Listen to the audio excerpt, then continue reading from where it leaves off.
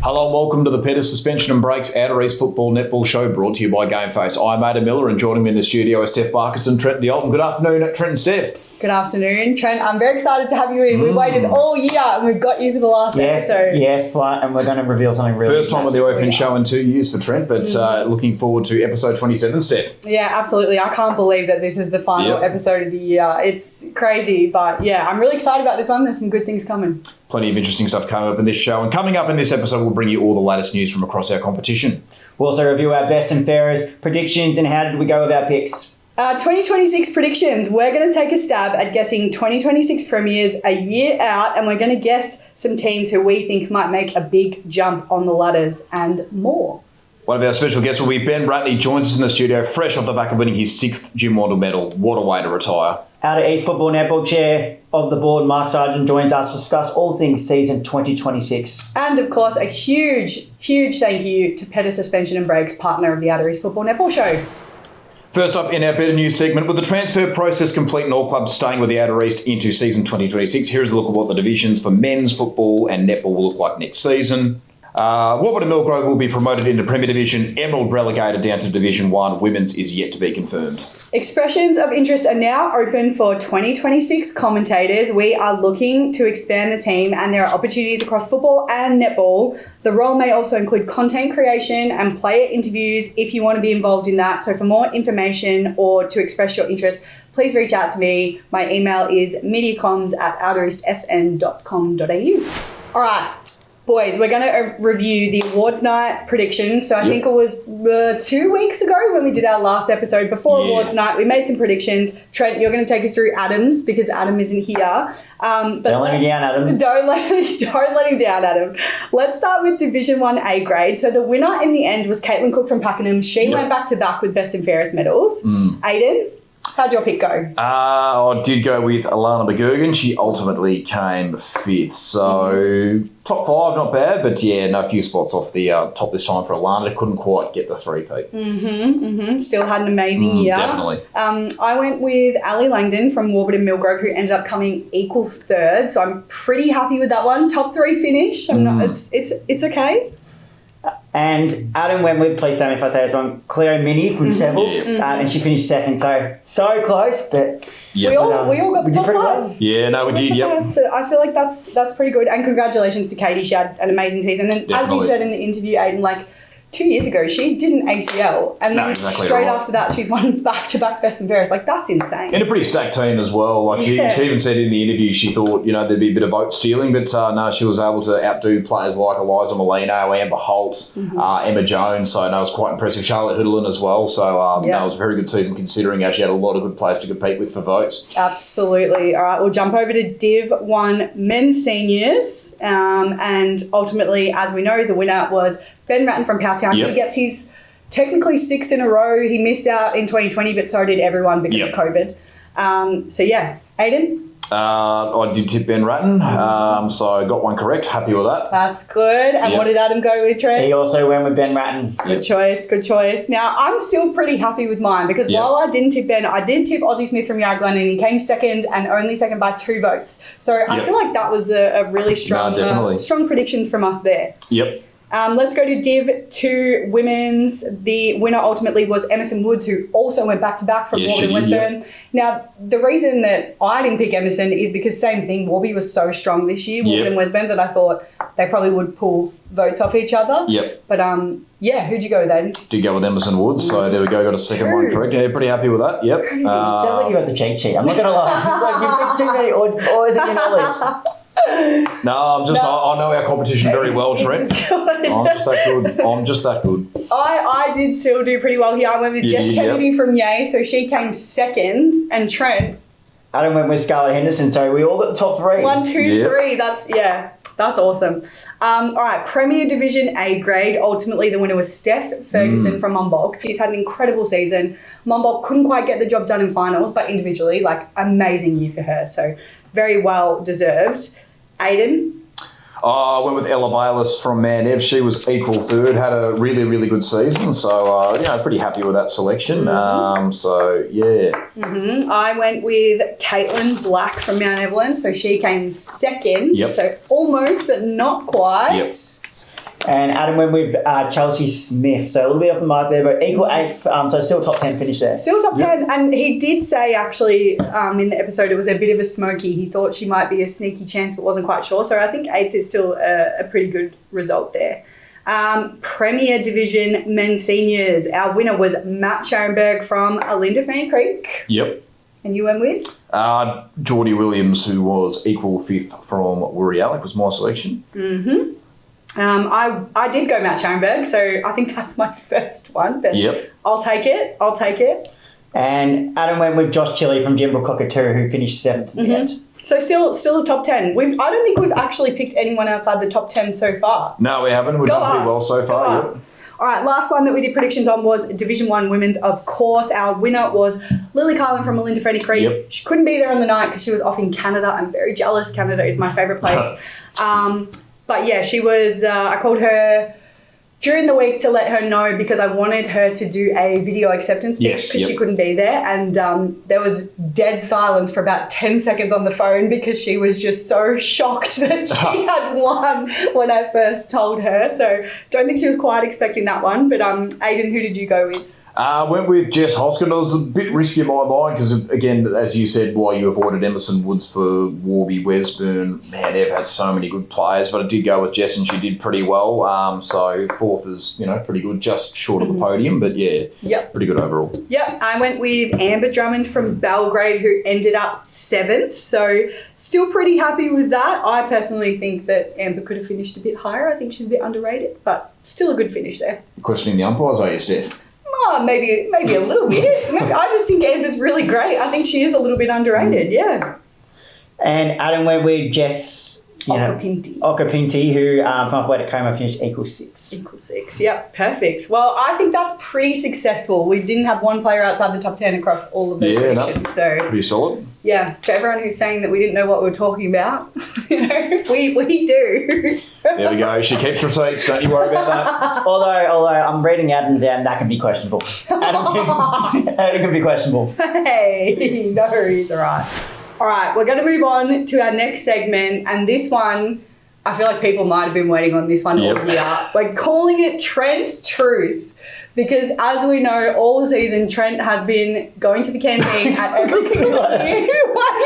He's been going to every venue. He's been getting something from the canteen. He's been reviewing it. Trent, I will say, you've been a fairly harsh critic. You've demanded excellence. And you've only given out, 2 10s, 3 10s? I don't stuff around with my food. Yeah. I don't stuff around. That's fair. So on this show today, we are going to force Trent to pick the best canteen of 2020. I will say in Trent's defence, you've got to be honest with food reviews as well. If you give everything a 10 out of 10, there's no credibility in it. That's very true. That's very true. Now, if you have to pick best canteen of 25. So I'm tossing up between 2. Okay. It's hard to go past this one because it was a massive moment in the series. Mm-hmm. It was the first 10. And it's going to go to the Jimbrel Cockatoo. Yeah, that is a good pick. Slow cooked. If you remember the video when I did it, I literally ate it and went, everyone's like, where's the 10? I'm like, I want to be able to do that after I taste it. Yeah. And that was the first time I was able to actually give emotion after tasting it and want to go back and get a second. So that was the winner. And then we backed it up again with the pork one. And that's I didn't know what I was going to think of the pork one, but that was splendid as well. So. I think that's what gives it credibility because it wasn't just good the first time, it was good the second time as well. Like it was just good quality. So and Adam tried it with me too, and he was saying, we both said this is a 10. There's no question about it. Well done, Jimbrel Cockatoo. Yep. Best canteen of 25. And we'll see what happens next season, Trent. Definitely. Whether you continue this, whether you've got some new ideas, who knows? The possibilities are endless.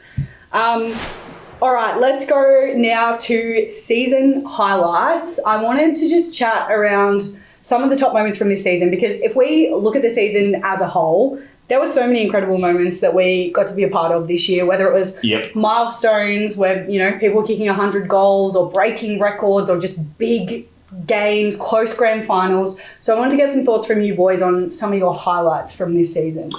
Oh, yeah, it's a couple of good ones. Do I have to pick one? No, if you've got a couple, I think we should talk about them. Well, I've got to pick a couple from the final series. I think that qualifying final between Linda Fernie Creek and Warri Alex, such an incredible game. In particular, that goal from Jethro Von Hess from the boundary line, right footer on his non-preferred, in a real clutch moment of the game. That was absolutely incredible. And then probably the Premier Division A grade grand final, Wandin, I thought were dead and buried. I thought they were done, and they managed to claw their way back in and got it to a level pegging. And then, again, were down by about 3 goals in overtime and managed to steal it. So they're 2 moments that really stick out to me that, just were quite incredible, yeah. Yeah, absolutely. Yep, Trent? I think it's personally hard to go past calling Aaron Mullet's 100th goal. Yeah, that's I think it's very hard to go past, to actually witness.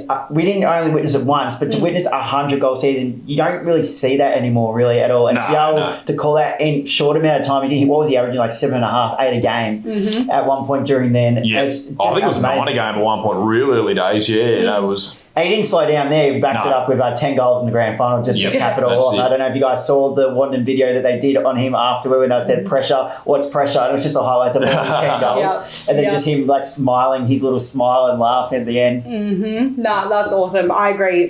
All great moments. I think for me, it is hard to pin down because it's been such a great season, but I think overall stories, love seeing Yay Women's make finals in their first ever season of footy. That's huge. Come into the competition, sort of struggle at the start of the year to put a team together, but then get one out on the park, and to make finals in your first year is amazing. Great work from them.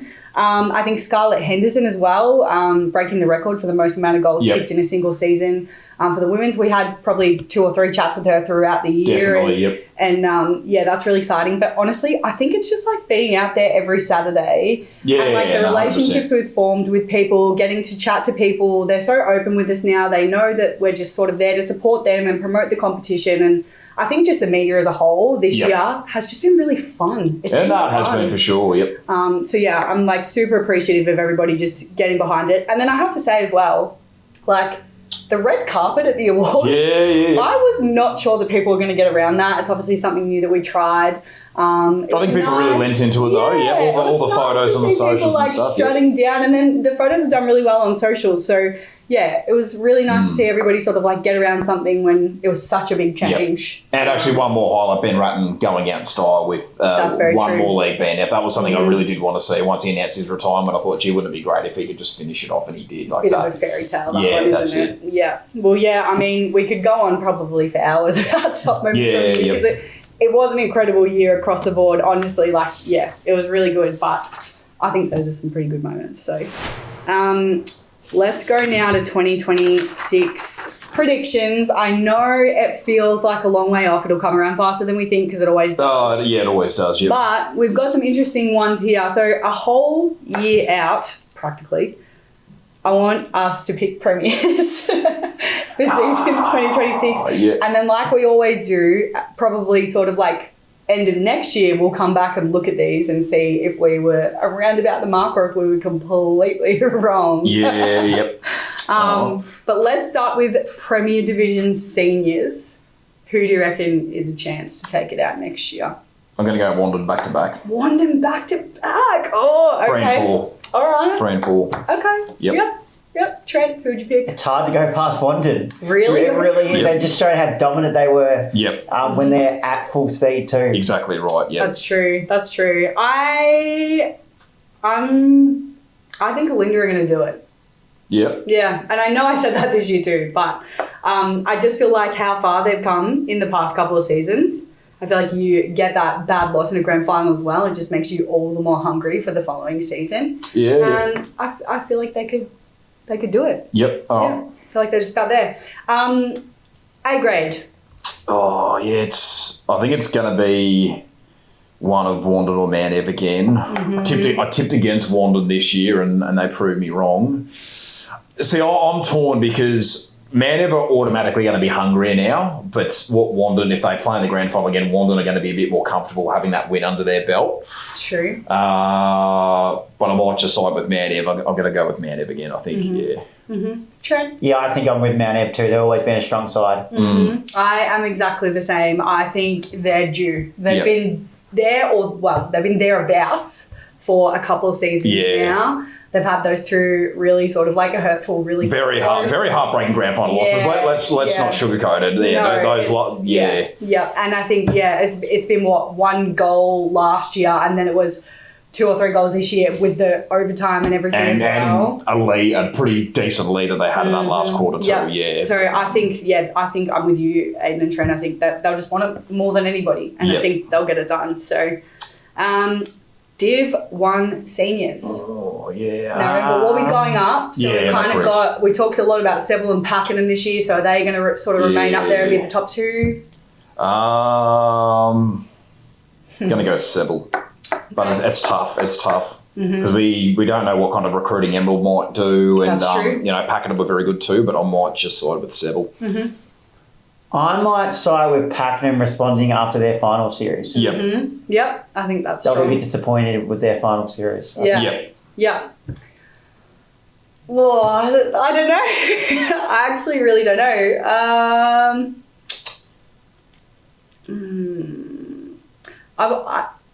I want to go Seville, but I really like Emerald coming down. I don't know. I have a feeling about that. I actually think Emerald are going to be pretty strong next year. Yeah. I can see it. I can see it. So you're going to go Emerald? I'm going to go Emerald. You're going to go Emerald. Different. Yep. We'll see how we go. All right. Here we go. A grade. A grade. Just trying to think. Because Emerald do come down. Emerald got Seville 2 years ago. So they'll definitely be... Well, Seville need a new rival because it won't be Warby. It won't be Warby, no. Well, Pakenham will be right up there again too. That's true. I'm going to go Pakenham. I'm going to go Pakenham. Yep. I might go Emerald. Okay. Emerald, yep, all right. Yep. I believe it. I mean, they made finals in Prem. There's no reason that in Div 1 they should be in the conversation. Yep. I think I'm going to go Seville for back-to-back. Yep, all right. Yep. I think they're, like this year, they've been strong for ages, don't get me wrong, but this year there was just something different. Like they were a step above. They were just that next level. They were very good, yeah. And the only game they lost, they had a lot of players out injured too. Yeah. They essentially would have probably been undefeated had that not been the case. So yeah. I just think that's not just going to last for one season. No. I think that'll be a recurring theme for the next couple of years. So definitely. I'll go Seville there. Div 1 women's. Now we have to these ones could end up being quite wrong because at the moment we don't know how that's going to shape up the 2 divisions. So we don't know Warby where's it going up yet. Is that what we're saying? Not necessarily, because it depends as well. Like, do other clubs get a women's team up? How many we're actually going to have? Yeah, because not every club has a women's side at the moment. Like, do Monbulk come back? They were in recess this year. That's true. Do they come back in? Are there other clubs that maybe get a women's team up? But for now, let's pretend that they're going to stay as is. I think man back to back. I mean, gee, they were so far ahead of the rest of the comp this year. As long as they don't lose players or anything like that, I think that'd be hard to go past. Yeah, I'm with Aiden on that one. Yeah, I think to be honest, even if Warby do go up, well, I think it'll be a really, really great match. I still think anyone's going to struggle to beat Manav. They are so strong. In saying that, Steve Varley, the coach, has left. Not that changes everything, but I don't know, maybe. They've got a new coach, there's a new style of play or something, maybe change them up a little bit, I'm not sure. So it didn't affect Geelong in 2011. Well, all right, what about Div 2? Thanks, Aiden. What about Div 2 women's? Again, so, I mean, look, if Warby weren't going to be going up, it would be really hard to go past them. But let's theoretically say they are going to get promoted. I think I'll go Wandin.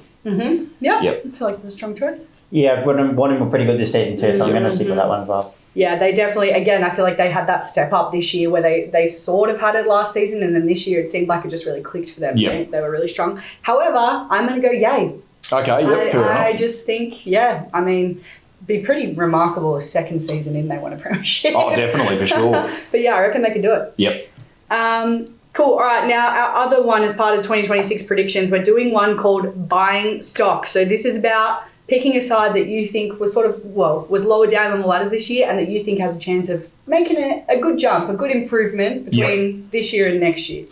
Premier Division footy, we've spoken about it a lot this year, but I'm going to back Monbulk in to find that consistency that just eluded them this season. We were speaking with Brody Atkins on Saturday night at the medal night, and he said Wandin felt most comfortable once Warrialic had eliminated Monbulk. They were the team that scared Wandin. They were the only team that beat them all year, and they were the team that they felt could maybe come out grand final day and pull the upset. And we saw how good they were this year. They've got some really good players like Cam Evans, like Lockie Beecroft, like Ryan Burley. Unfortunately, Joel Winsley, I think, went down with an injury, but he was going really well to that point. Robbie Savory. So if they can find that consistency, I could definitely see Monbulk go on top 2 next year. Yeah. Oh, mate, shortbreads and cream. Yeah, that's it. That was a good moment too.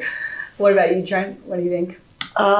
In terms of buying stock, I might buy stock in Hillsville just to be a bit different too. Oh. I thought they were really good this year. They started off the season really well after coming up from Division 1. And while they fell away a little bit, they managed to still play finals. Yep. And hang on. So I'm really impressed if they can get a couple more recruits like they did last year. They could be really dangerous. No, fair enough, yep. I think they're good picks. I'm going to agree with you and say Monbulk because it's something you guys spoke about all year, and I 100% agree that their floor is pretty low, but if they're at their ceiling... Jekyll and Hyde. Yeah, if they're at their ceiling, they are... Yeah, I mean, they beat Wandin when they had a good day. Yep. So, beat Warrior as well. So, they could do it with the best. Mm-hmm. All right, let's go now to A grade. Going to go Warby Millgrove. I reckon coming up they're going to play finals next year. I think they've been the benchmark of Division 1 the last few years. I mean, they'd won those 3 premierships, didn't get it done this year. But I said it a couple of weeks ago too, I think this promotion comes at a good time as they look like they maybe lacked a bit of hunger this year, but I think maybe going up into the top tier will reignite them. And, I think they'll play finals next year. New challenge. Yep. Trent? I'm going to be buying stock in Linda Ferny Creek. We're challenging all year and they lost a couple of close ones that could have gone either way. So if they could flip the script and make it into their favour into next season, I think they could have a real shot in jumping up. No, 100%. We always talk about winning the close games and how important that is, and I think that's just affected Linda a bit this year. But they recruited well this year. If they can do that again as well next year, I think that's a good selection, Yeah, totally. I'm going to go Worry. Not to say that they had a bad season because they already kind of did have a jump this year. Which I thought was really impressive, but I can see them taking another step and maybe going a bit further into finals and having a real crack at it because, they have had a massive improvement from last season to this season and I think they can step it up again. Yep, no, fair enough. All right, let's take a look now at Div 1 Seniors. I'm going to go Belgrave for Div 1 Seniors. Interesting. 4th last year, 5th on the ladder this year, but, they were so good in that second half. It was just that start of the season that affected their ladder position, and I think maybe going into that final, because they'd gone so well, they were almost maybe due for a loss, and it came at an unfortunate time in an elimination final. But they beat Pakenham, they beat Warburton and Millgrove on Warby's deck as well. So they showed just how good they could be, Belgrave, and it wasn't so much consistency. It was consistency after round 4. It was just a really slow start that was mainly affected by a lot of injuries once they got back to full strength. And I've seen they've already done a little bit of recruiting as well, and they seem to have retained most players to this point. I haven't heard of any players leaving, so I think Belgrave will jump up the ladder. There you go. Well, in terms of buying stock, I think you try and be different. Yep. So I'm actually going to buy stock in Alexandra. Yep. That's a good one. I thought they were really impressive, and they really did challenge Pakenham in that final. They nearly knocked them off in that semi-final. I'm going to be buying stock in Alexandra if they can bring that again. Such a great win it was against Belgrave in that elimination final to come from behind to win that. What a game that was. Because they down by 6 goals in the first quarter, weren't they? They were fair. Belgrave came out. It was almost like sometimes when you get those 6 goals early in a final like that, it's pretty much curtain straight away. Alexandra came back and then took home the win. It was a goal for goal in the last quarter, but Alexandra managed to hold on and then really took it up to Pakenham the next week. So I think if they can continue at it, maybe recruit a little bit more, that will be one to watch out for. I know I said it for women's, but I'm going to go with the A as well. I just feel like they were also thereabouts with sort of your Belgraves of the world, but again, a bit riddled with injuries across the season. So I think they'll make their way back up because the season before they had made finals and sort of just dropped off a bit this year. But I think they're capable of jumping back up. So A grade. Yeah, this is an interesting one. If Yarra Glen can maybe do a bit more recruiting, because I still think they've got the best mid-quarter in the comp in Alana McGurgan, and they've got one of the best goal shooters in Maddie Hargrave. If they can just shore up a little bit, I can maybe see them getting back to something like a prelim or even a grand final like they did in 24 and 23. So I'll go Yarra Glen. I'm going to be buying stock in Yarra Junction. Obviously finished 5th this season. Yep. So one to look out for. 5th is a respectful effort. So you could always see them. It could go either way, really. So I'm going to buy a stock and hope it goes the right way. Yeah, that's it. Hope it goes up. That's it. I think I am going to go Alexandra. I think, they've sort of been one of those teams, will they, won't they, over the past couple of seasons. And I think next year they will be. I think they'll be strong contenders. So, yeah. All right. We have Div 1 Women's. Who's going to make a jump? I'm going to buy stock in the 2024 Premiers Pakenham. They missed finals this year, but I'll back them in to get back in there. Just reignite themselves and, have a better year than what they had this year. Yep. I'm going to be going with Elena Fenton-Creek, obviously 2023 Premiers. Yep. Been thereabouts the last few years as well, where I reckon they could have a big spike. Yep. I am going to go Belgrave for the girls. I feel like they've got the list there. Things are starting to click. And when I saw them play this season against Elena Fenton-Creek, who are a pretty strong side and have made finals the past couple of seasons, I thought they really brought it to them. So I could see them making a big jump. No, fair enough. And last one, Div 2 Women's. I'm going to go Thornton Ilden. They would have been a bit disappointed with how the season ended. They were sitting in that top 4 for most of the year, and Yay really found form in the second half and ultimately pushed them out. So I think they're under pretty good guidance in Tash Hay as well. So I think they can make the jump into finals next year. Totally. And in saying that, I'm going to go with Yay, who found the form really late to push them out and found form at the right time of the year. Yep. And that's always so important to start finishing off the season really well. That's it, exactly right. Yeah, I agree with both of you. I think Thornton Ilden, they've been working on it for a few years. It really clicked for them this season. I think they'd had a total of sort of like 3 or 4 wins over the past 3 seasons. And then sort of by halfway through the year, they had 3 or 4 wins this year. Yep. So they've already jumped massively, and I think they could definitely jump again. They have lots of amazing new recruits. So, it'll be interesting to see how they go next season. Yeah, definitely. Since 1950, Pedders have understood that every customer's journey is different, but our solution remains the same, to get you where you want to go as safely as possible. We believe it's not just the destination that matters, but also the journey, and we are committed to creating better journeys for everyone. Our first guest for this week's show was the 6-time Jim Wandin medalist, Ben Wratten. All right, well, I am here with Ben Wratten from Powelltown, 6-time Jim Wandin medalist, and you're heading into retirement. Did you expect to get the 6th this year? No. I mean, I say that every year, but I thought Aussie Smith, you predicted him. Good prediction. But, I thought he had a really, really good year.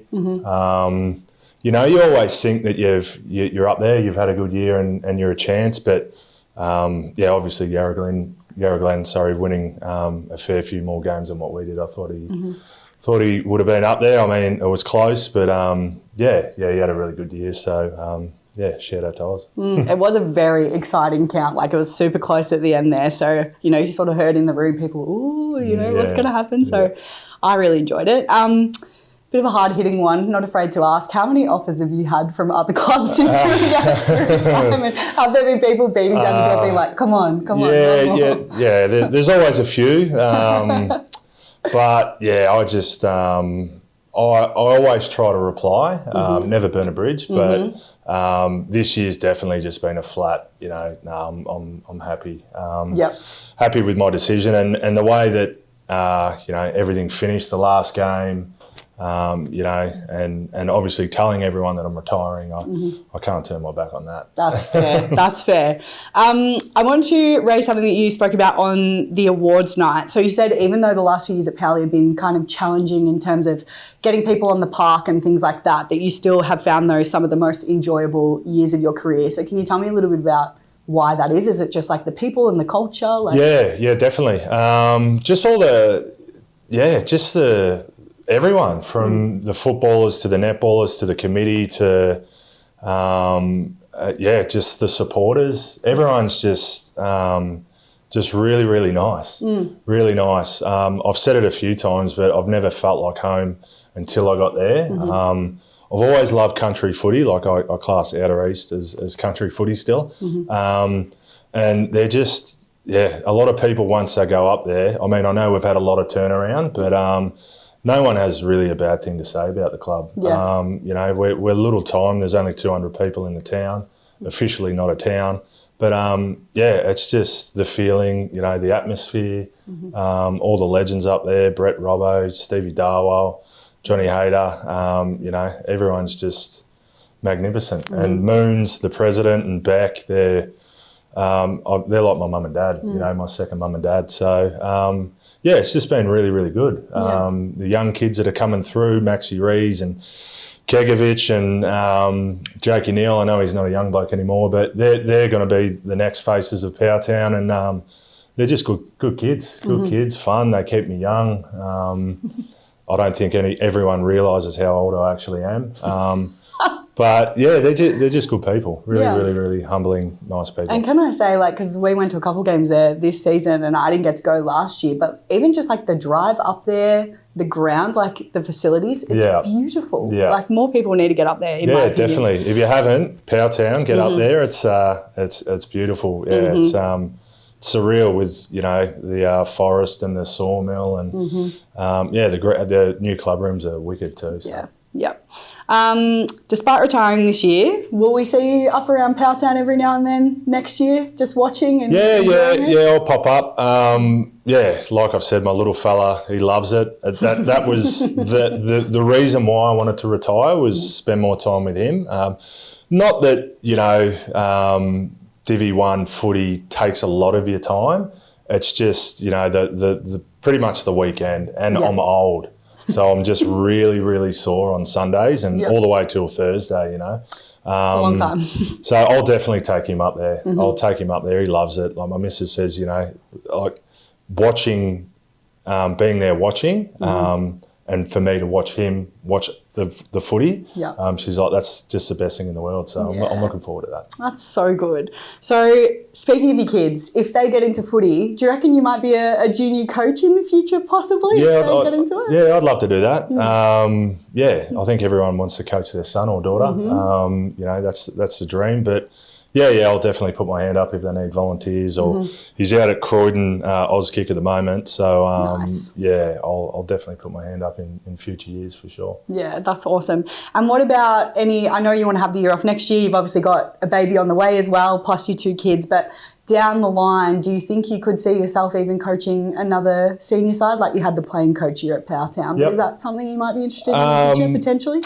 I don't think I'm footy smart enough to be a senior coach. Really? I think you are. I think, if people didn't have the Ben Wratten goggles on at Powelltown, they probably would have realised that too. They probably do realise that.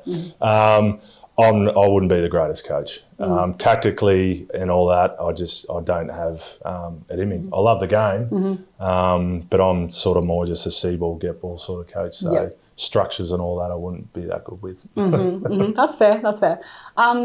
I know you've had a really incredible career, but if you had to sort of pick 1 or 2 absolute standout highlights, what would you go for?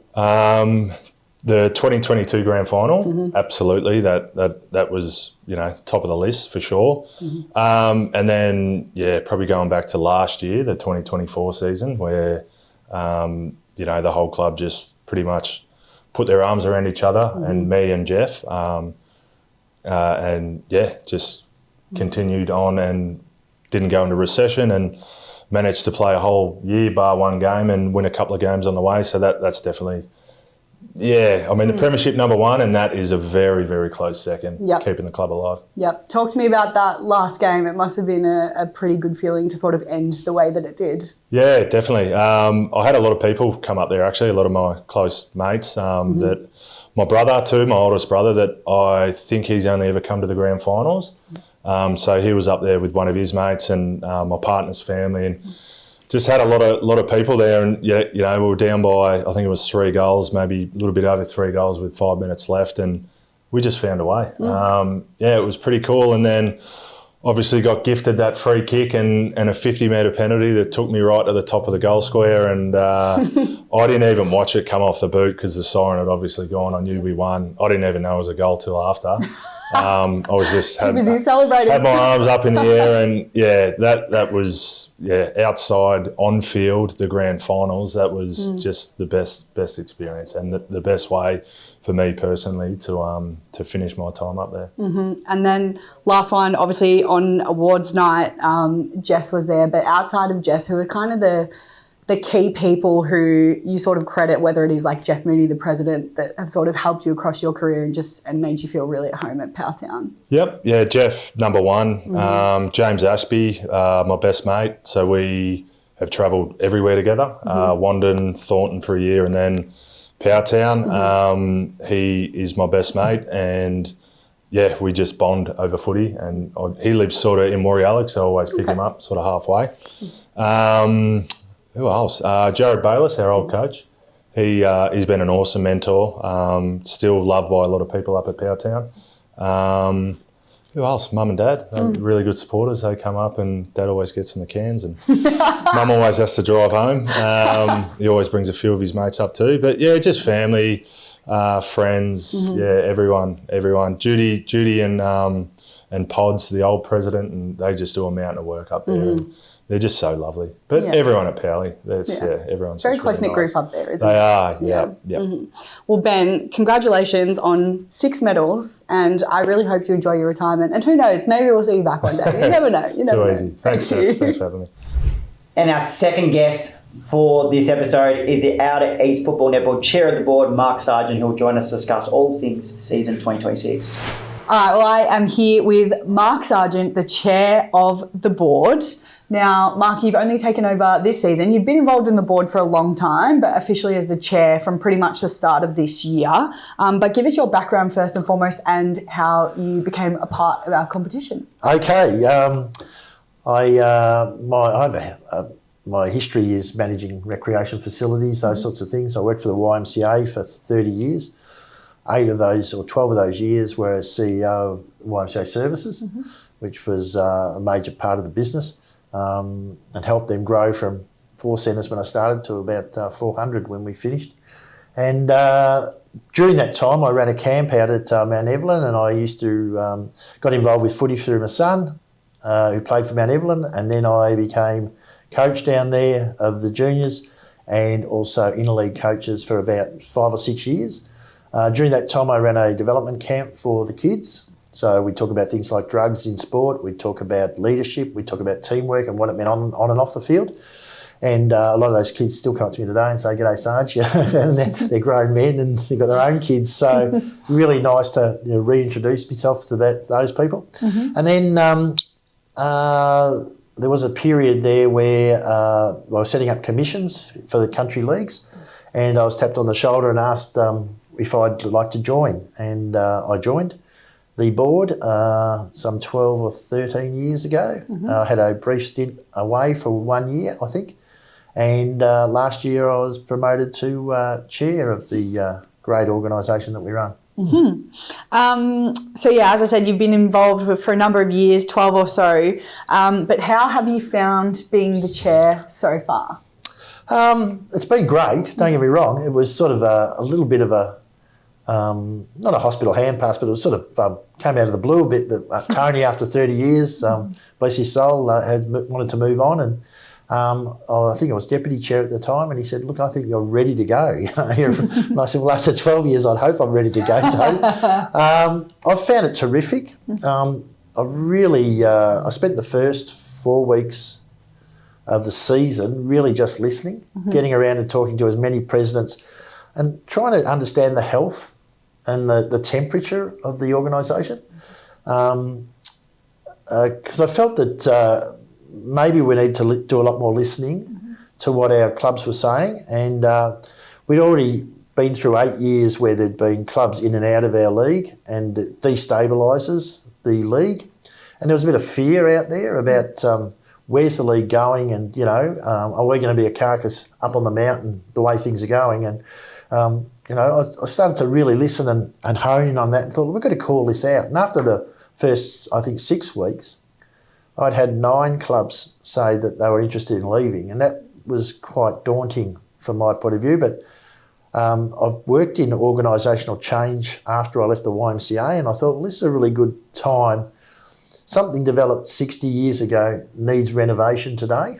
So I'm not all about change for change's sake, but really what can we do better as an organisation, and how can I lead that participation and growth and get that sustainability and understand what our identity is, because I think along the way we may have lost a bit of identity, so I'm really firm about what's that look like. Yeah. So, yeah.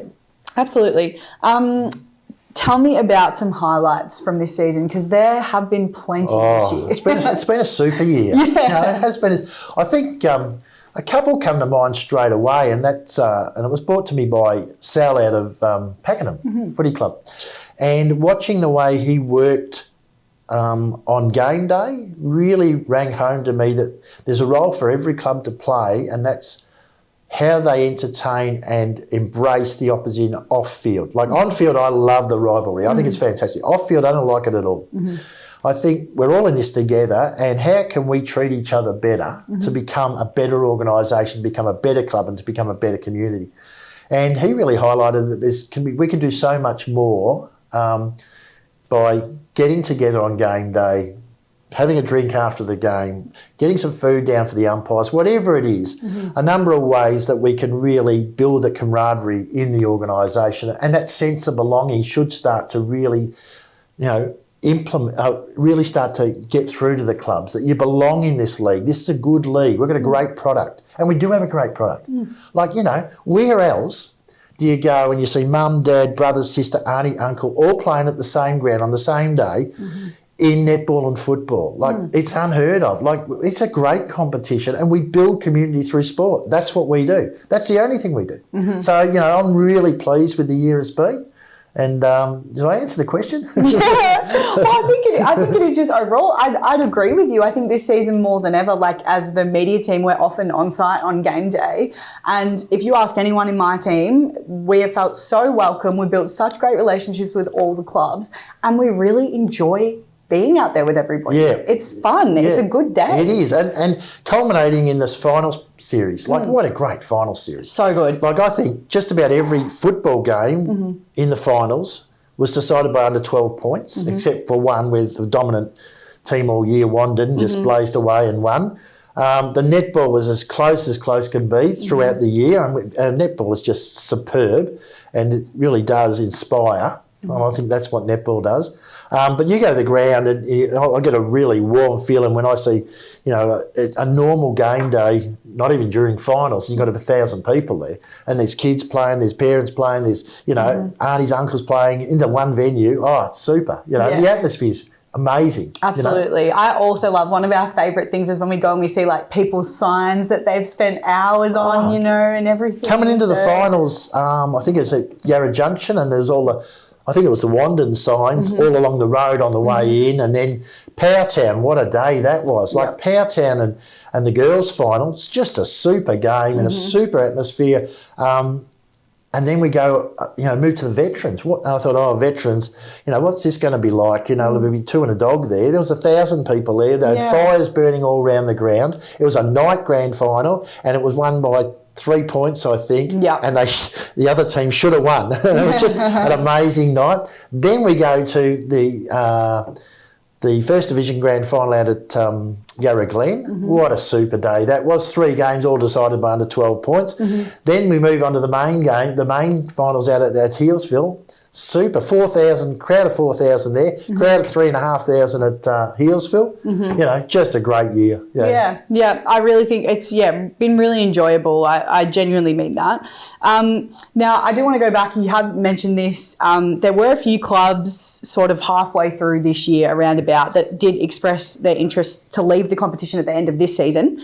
But we know now that we are retaining all those clubs, and it's going to be pretty consistent next year. So what do you think that means for the future of our competition? You talked about stability. Is that kind of the goal? Oh, I think opportunity, because, I mean, this can of worms doesn't open from just the inside. Yep. So we've got to work with our neighbours, the Eastern Football League, the Gippsland Football Leagues, and even the Northern Football League, to see what's possible and what's best for the region.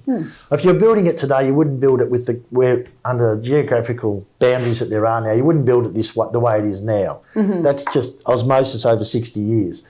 So really, how can we improve it? How can we retain, and how can we get a sustainable competition that is, grows community, is the incubator for the kids, a good incubator for the kids, and there's not a lot, but it is a positive incubator for the kids. How do we build that and make it stronger? Because we all rely on each other. So all as we've got over this year, and it might sound that, okay, we retain the clubs, and it's going to be the first year in 8 that no one's moved in or out, but have we really got anything apart from a 0-0 draw? But we do have one thing, and the one thing we fought for all year is the opportunity to spend 12 months to develop what could be. Now, that's what we've been gifted by the results of clubs wanting to leave and not leaving, or clubs being unable to leave. We have 12 months of opportunity to get it right. So we as a board are really hell-bent on what can we do better. And control our own destiny, control our narrative, What we've done, if you really look at some of the positive things that have come out of it, our social media, thanks to you, has been absolutely going ballistic. Like, it's brilliant. It tells our story out there. There's a lot of good going on in the Outer East, I think... we're on the road to where we could be. We've already had meetings with Eastern. We've already had meetings with Gippsland. They've been positive meetings. And we've had meetings with the AFL. And I think I should just mention, the AFL brought in a charter that all competitions have signed on to. That charter is, they will only support what is best for the region. So clubs wanting to leave have to understand that their departure has to be in the best interest of the region they're leaving and the region they're going to. So I think that's a big ask from clubs just to flit in and out now. It's not going to happen overnight. It's not going to happen easily. And nor should it, because we all rely on each other. Yeah, it's not only for the benefit of our competition, it's everybody. Like, we want community sport to be thriving, not just in our competition, but in Victoria. Absolutely. In general, and you look at some of the other leagues, the Bendigo League is a good example, and a number of other leagues. They're not different to ours. We're in a very interesting state at the moment with football and netball right throughout Victoria. Things have to change. Something's got to change because, we are getting carcasses being left behind, and we can't afford to have that. And communities don't deserve that either. No. Yeah. And I do think, you talk about the 12 months. When we put out the club survey to say, what is your preference? What does it look like in the future? Pretty much every club did come back and say, let's work on it for 12 months. Let's have a go. Let's talk about it. Let's have some really robust discussions. Let's work with other leagues. So I do feel like a lot of our clubs at the moment are on the same page. And the positive thing, it's all been called out. It's all out in the open. It's transparent. The board is transparent. The team here is transparent. We want it out in the open. What are we doing? And we were going to be able to report back. And I said we'd come back to the clubs within the next 12 months with 5 or 6 options that are real options, not just things we'd like or maybe could happen, but real options. So that's what we're working towards now. Yeah, absolutely. What is something that you're looking forward to in future seasons? You've kind of got one season under the belt now. There's obviously probably a bit of change on the horizon, and there's a lot of opportunity. So what are you looking forward to? I think the end game for me is very much our whole community coming together, right? And loving what we do. Yeah. And absolutely embracing what we do, and they're in for the long haul. And I think if we can get that off the field and on the field, where all the clubs want to play in we've got to, as I say, we haven't celebrated our product. We've got a great product, right? Yeah. There's nothing broken. There's nothing broken. It's a strong competition. It gets stronger every year. I'm really looking forward to the journey. Yeah. The destination will never reach. Because hopefully we keep changing and we keep evolving and we keep getting better. But I'm on for the journey, and I'm really enjoying the journey at the moment. Yeah, absolutely. I couldn't agree more. I'm loving it. It's been a great season, and we were pretty flat recording the last episode of the show, to be honest. We were like, I can't believe it's done already. What are we going to do? Wait till next year now. So, but thank you. I really appreciate you coming on and having a chat and being so open and honest, and I hope that everyone watching gets a bit of insight, especially if they're sort of not on committees. They may not be across some of these conversations. So I think it's good for them to hear. And look, you can get my number from the office here. If you want to call me and discuss any of it, I'm happy to talk to anybody. Lovely. Awesome. Well, thank you, Sarge. Thank you very much. Well, that wraps up the Pedders Suspension Breaks Outer East Football Netball Show for season 2025. I'd like to thank everyone for tuning in this year. It's been a fantastic season, as we've mentioned. Been lots of fun. Remember, if there's anything you'd like to see in the show for 2026, make sure you leave a comment down below. We'll try and get around to it. We're awesome to try and change things up. Steph and Trent, thank you for joining me in the studio for the final show. No worries at all. No worries. For all the viewers out there, we look forward to 2026, and don't forget to get your game face on.